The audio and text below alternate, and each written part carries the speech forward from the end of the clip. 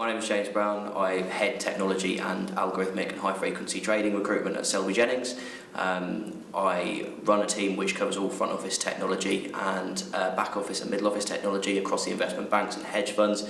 We work outside of the finance space as well, looking into firms like Google and Yahoo and the gaming and telecommunications industry.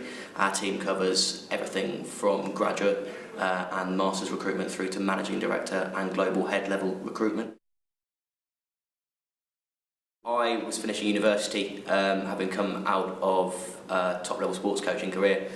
Basically, I decided that I wanted to make as much money as I possibly could in the first 5 years out of university. Looked at various different sales roles, looked at a lot of graduate schemes as well, with a lot of the sort of larger blue chip organisations. Decided they weren't for me because the career progression is very, very slow, and it's also very hard to actually sort of push through and double your salary without at least waiting for someone above you to move on. So there's a lot of glass ceilings in those types of companies. So recruitment seemed an obvious choice because it's very meritocratic and the earnings are very, very high if you're good.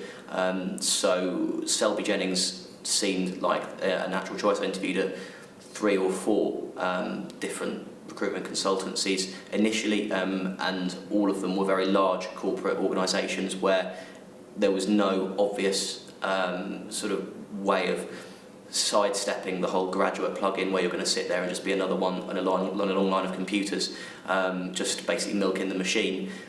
So I went for Selby because it was rapidly growing, it was dynamic, the guys there were aggressive in what they wanted to achieve. There was an opportunity for people to work a lot harder there, but achieve a lot more in a much shorter amount of time. So Selby offered also the highest OT in terms of earnings. It looked as unrealistic as every other company that sticks out that you're going to make £1 million in your first year or whatever.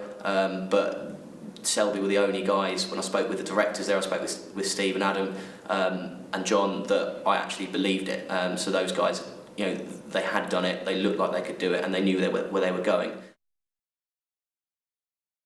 The interview process was essentially me proving to them that I wasn't just another grad walking through the door who was going to, who would be better suited in a larger organisation where there was no entrepreneurial nature or aggressive drive needed whatsoever. You just need to be able to use a computer and a phone.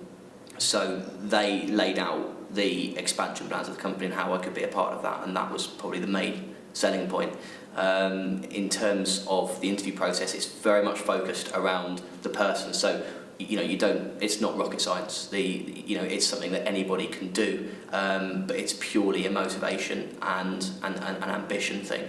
If you've got the aptitude to pick up sales techniques very, very quickly and be constantly sort of adapting those to different scenarios, then that is something that will bring you a lot of success. If you are the sort of person that just wants to follow orders and sit with 100 other graduates in a room and learn off a PowerPoint presentation, then it's not the company for you. It's a very hands-on driven company where we want people to make money very, very very quickly, and that is what they look for in the interview process. They're looking for people that don't mind having someone breathing down their neck quite heavily, because they want to improve quicker than anybody else. They want the attention, they're greedy for that training.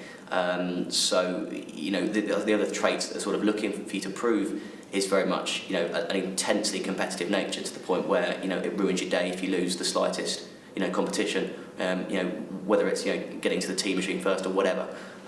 It's a burning desire to make a lot of money. You need to have a reason to make the money as well. A lot of graduates want to make £100,000 a year, but there's a handful of people that actually need to and have the drive to, and it's those people that sort of separate themselves out in a sort of elitist way.